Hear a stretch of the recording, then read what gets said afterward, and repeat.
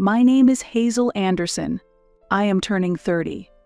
Currently, I live with my husband Philip, who is 5 years older than me, and our 5-year-old son Raul. We are a family of 3. Today, I am attending a friend's wedding ceremony with my husband. Though I call them friends, they are closer to my husband than to me, and I only know them by face. The ceremony is held in a first-class hotel, and I find myself captivated by its luxury. While my husband exchanged greetings with acquaintances at the venue, I went to the restroom for a bit. Coming out of the restroom and heading back to the ceremony, I heard an unpleasant voice. "Oh, look at that defective item. Why are you here?" "Huh. Mom, what do you mean by that?" "Oh, it's true. Why is there a defective item here? We didn't invite them, did we?" I feel as if disdainful words are being exchanged around me. And they seem to be talking loudly on purpose. This is not just gossip, it is overtly offensive. However, no one addressed me directly. I don't want to associate with such rude people, so I quickly left the area. "Wait, you ugly thing. You can hear me, can't you?" I felt someone call out from behind, but I ignored it. My name is not you ugly thing. As I walked firmly down the corridor, the sound of hurried footsteps behind me startled me. They should have given up since I was ignoring them. Why would they embarrass themselves with such behavior? While I was pondering this, someone suddenly grabbed my arm. It appears that they had run after me. The grip on my arm was so tight that it was painful. "So, wait a minute, I'm telling you." I stared back at the woman who was shouting breathlessly and shook off her arm. She seemed not to expect such a reaction and staggered back with an exaggerated outcry. I felt that her frail behavior was pointless. "Julia, are you okay? Why are you being so violent? Ignorance really is a problem." Another woman rushed over, supporting her while giving me a stern look. What's going on? Who might you be?" "Huh? Who might I be? Have you forgotten about me?" "Yes, it seems you are very self-centered and rude. Have we met before?" As I asked this, she raised her eyebrows in astonishment. "Huh? What are you talking about? Do you think you have the right to act like this? You, with just a high school diploma? If you say you've forgotten, I'll refresh your memory. I'm your sister, Julia. Hearing the name must jog your unfortunate mind. Right? And this is our mother. Can you really say you've forgotten your own mother?" Yes, maybe there was someone by that name around me in the past. I shook my head slightly. It's a waste of time to engage in serious dialogue with these people. Dissatisfied with my response, the 2 women showed even more anger. At that moment, 2 men hurried over. "What's going on here? We could hear voices all the way over here. Julia, are you done preparing? Oh, you're still in your regular clothes. You better hurry and change. Dad, Daniel. This suspicious person has sneaked into our wedding. Please kick her out immediately." The woman claiming to be Julia pointed at me while shouting. Weren't they taught that it's not nice to point at people? The reactions of the 2 men who saw me were completely different. The man called Dad widened his eyes, and then clearly showed a displeased expression. The man known as Daniel froze with a look of shock, and his face gradually paled. What's going on? Why is Hazel here? To see her face on such a happy day. Exactly. She must have slipped in by mistake. It's unbearable. Hey, call the security, quickly. Wait a minute, what are you saying? Be careful with your words. This person is. While the man called Dad agreed with Julia, Daniel spoke up with a pale face. Seeing this, I muttered quietly, "You really know nothing." My remark went unnoticed by those around me. "Hazel, there you were. I've been looking for you." A new person appeared. It was my husband, Philip. All eyes turned to Philip, who seemed slightly surprised. "Sorry, I was on my way back, but got tangled up with some strange people." I said this with a wry smile and moved closer to Philip. Philip looked around and murmured briefly, "Ah." He seemed to grasp the situation immediately. His insight was indeed remarkable. Julia had been captivated by the sudden appearance of Philip, but when I stood next to him, her expression changed drastically, and she glared at me sharply. The two so-called parents still did not fully understand the situation and showed confused expressions. Daniel was visibly flustered. He was the first to speak. Mr. Anderson, I apologize. My wife said something inappropriate. I really am sorry to your wife too. Come on, Julia, apologize too. Why should I apologize? They are the ones who should be apologizing. Julia pointed at me again as she spoke. This disrespectful person intruded on our important wedding. I don't know how this happened, but this woman is a disgrace to our family. We should have cut ties with her long ago and never met again. Wait, family? Hearing these words, he looked surprised and glanced back and forth between me and Julia. Just then, the two called Dad and Mom intervened. "Oh dear, Daniel, I'm truly sorry. We have a problematic eldest daughter. She's such an embarrassing subject that it's awkward even to mention her, and we've managed to hide this fact until now. In truth, we kicked her out of the house 9 years ago. How did she even find out about Julia's wedding? What does she intend to do by coming here uninvited? Surely she isn't planning to ruin the wedding, is she? Actually, Daniel, this girl is stupid. She only graduated high school and couldn't attend university. After graduating, she just loitered around doing part-time jobs, staying at home, and being a real nuisance. She was like a parasite. She should be grateful we provided for her through high school. Why did she sneak into the wedding? I had received such harsh treatment. Yet, I had long severed ties with this family and effortlessly brushed off all their insults. These people were, in fact, my family. At least, that's what the family registry stated. However, my parents doted on my sister, who is 6 years younger than me, and had neglected me from the time I began to develop my own identity. My father's family has been producing doctors for generations, and our home was a clinic. My mother worked as a nurse in the family-run clinic. To an outsider, our family might have appeared to live without any want. However, the reality was a home filled with toxicity. I remember trying hard to earn my parents' love when I was young, but I gave up all expectations from my family because the reason for favoring my sister was incomprehensible to me. She was deemed attractive, and I was not. Fortunately, although it might sound odd to evaluate myself, I was intelligent and excelled academically. Therefore, I focused on my studies with the goal of leaving home early. During that time, I felt like I was acting the role of the defective elder sister in the family. Listen, I won't allow you to go to university. You are inherently a defect. There's no way you could get into university. Start working immediately after high school graduation, become independent, and contribute financially to the house. It's thanks to us that someone as unattractive as you could grow up at all. You owe us a debt of gratitude. That's right. You never seem grateful. As for college expenses, we might consider it for Julia, but there's not a single cent available for you. You will spend your life serving us. Even if you do get a job, it won't be anything significant. This is what my parents told me during my senior year of high school. By the way, this conversation was recorded at the time and has been preserved to this day. During my high school years, I recorded almost all of the verbal abuse and irrational behavior from my family. My sister Julia, seeing the consistent behavior of our parents, also scorned me and always tried to assert her dominance. I will become a doctor and take over Dad's job in the future.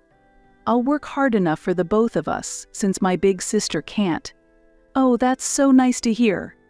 Yes, learn from her failures and do your best. Don't worry, Julia, you can do it. Yes, we will support you fully. Unlike your sister, Julia, you are truly our pride.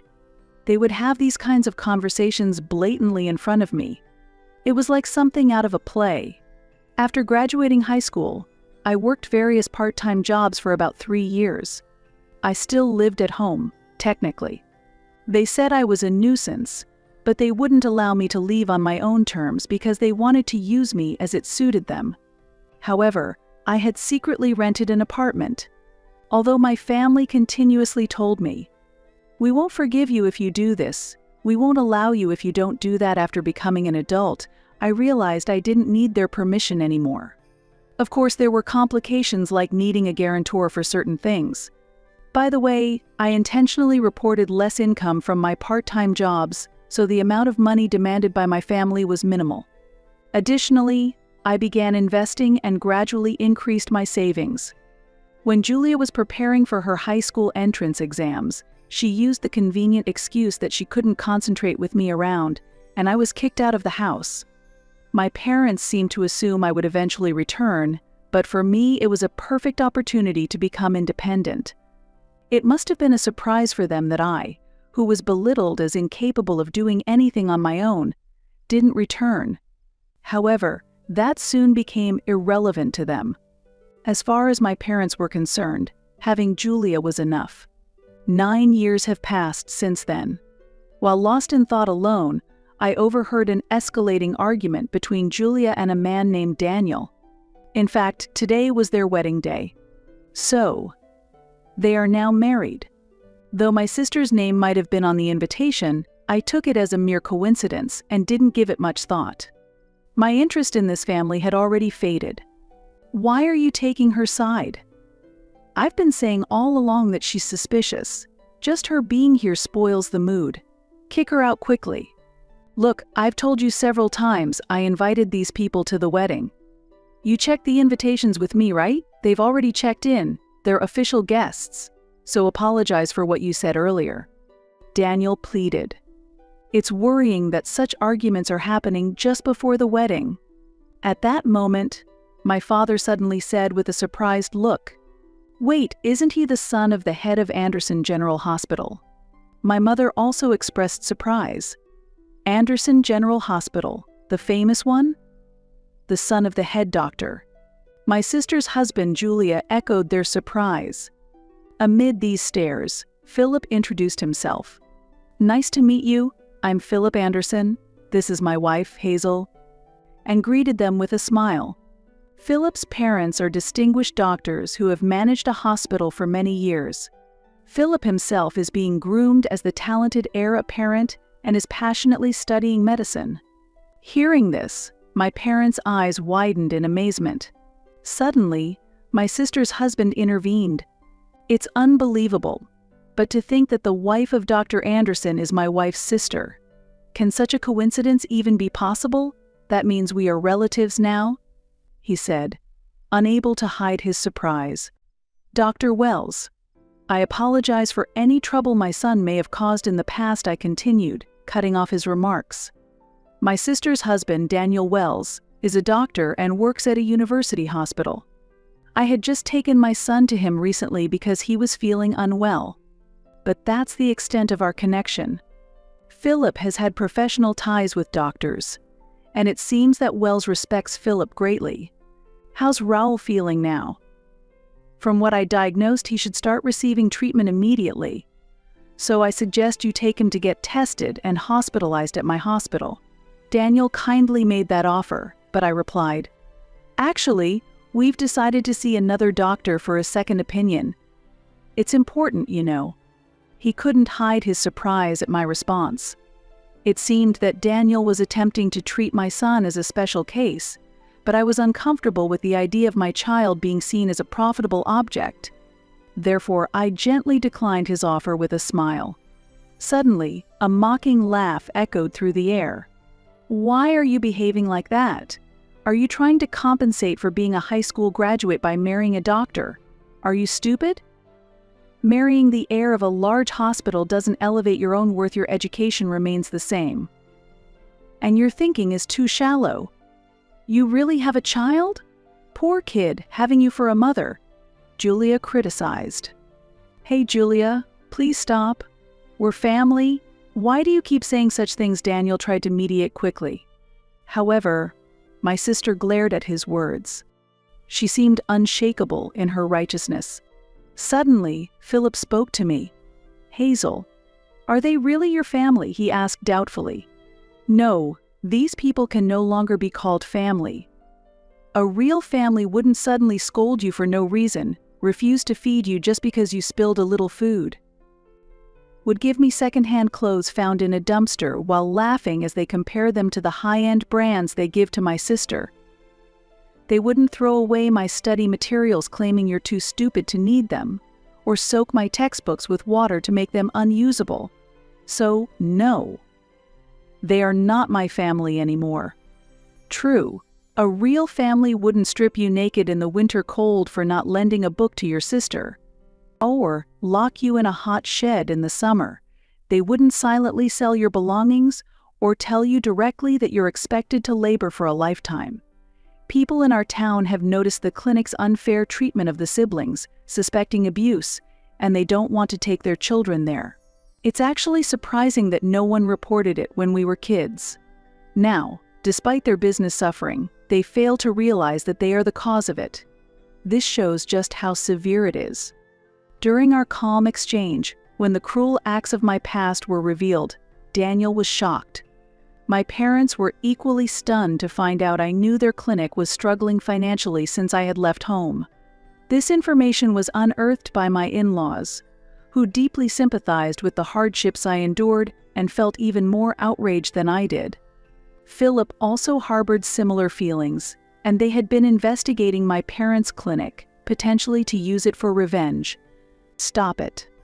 Stop lying. We didn't do any of that. It's your fault for being a failure. Daniel, don't believe a word she says, my sister vehemently protested, but it was too late. He looked at her with disdain.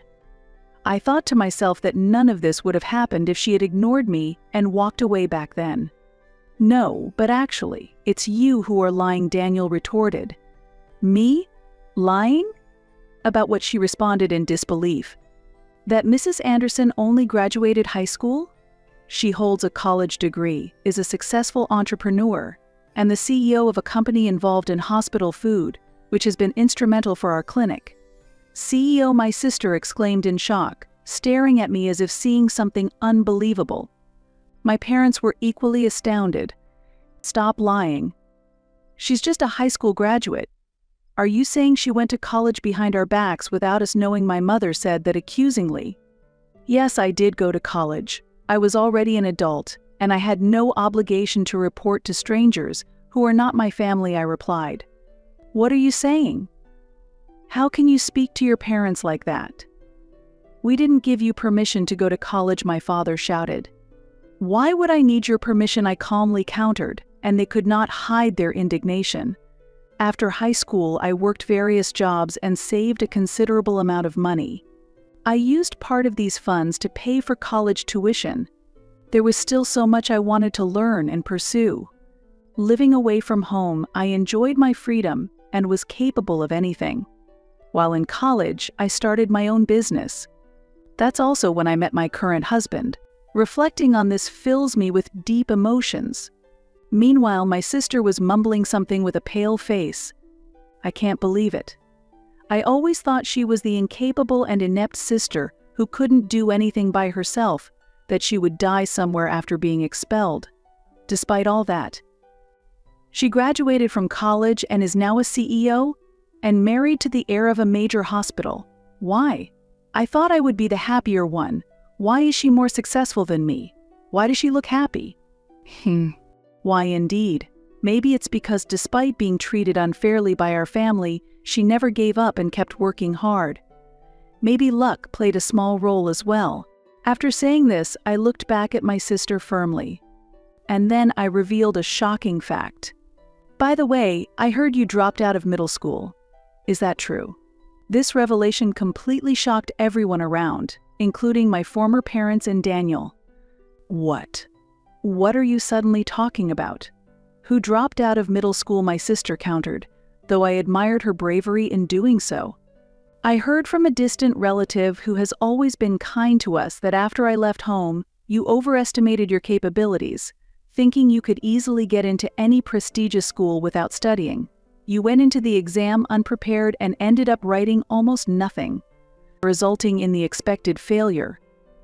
After that, you became unruly at home and were in a reclusive state for a long time, right?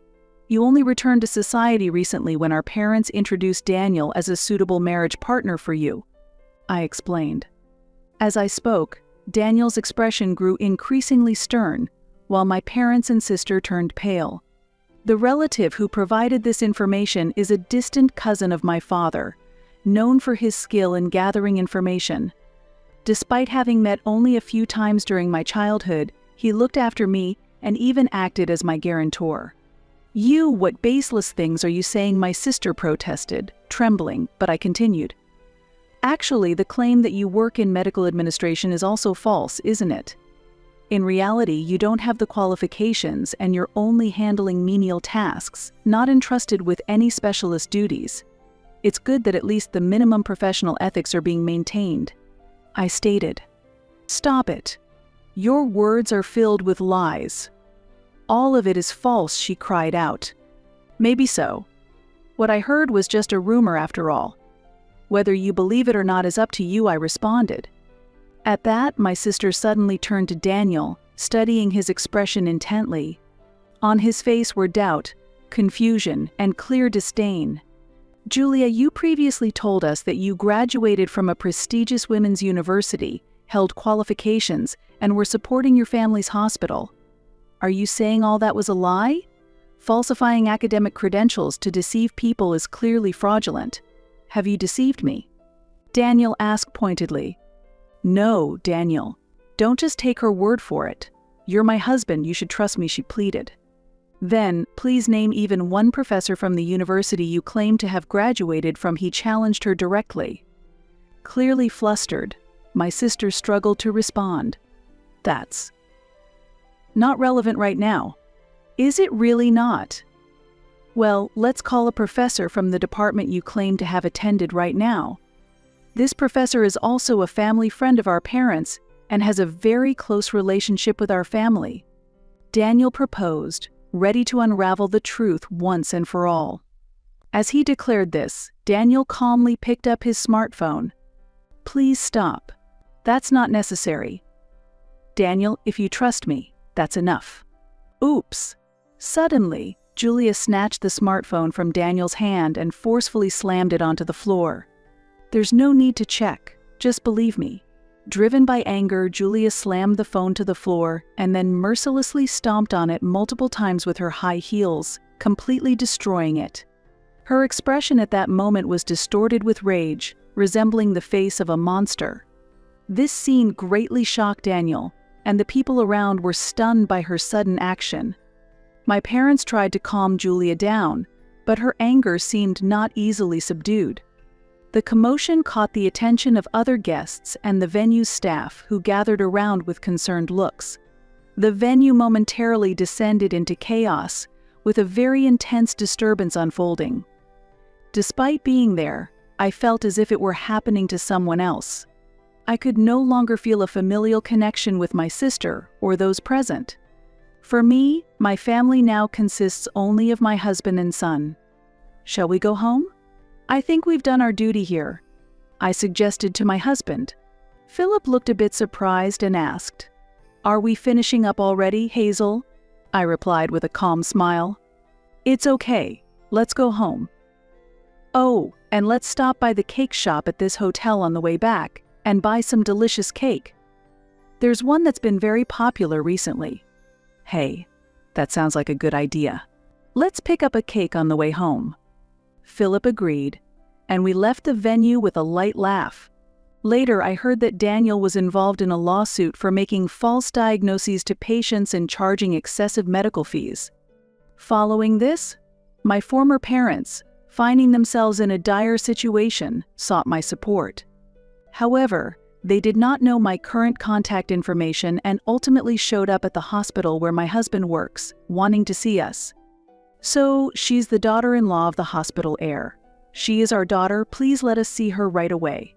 Contacting the son of the hospital director should solve this problem instantly. We are really in trouble. We need her to repay the kindness we raised her with. We are family. So it's only natural to seek help." That's right. Honestly, I never thought she would be so useful, but it pays to raise them, doesn't it? I never imagined she would find a more suitable partner than Julia. We are now in-laws with the son of the hospital director, so it's natural for us to seek support. They proclaimed this loudly at the reception, causing quite a stir. However, it was not my husband or I who responded, but rather, coincidentally, my parents-in-law. They, with a stern look, firmly asked my parents, "What business do you have with our daughter?"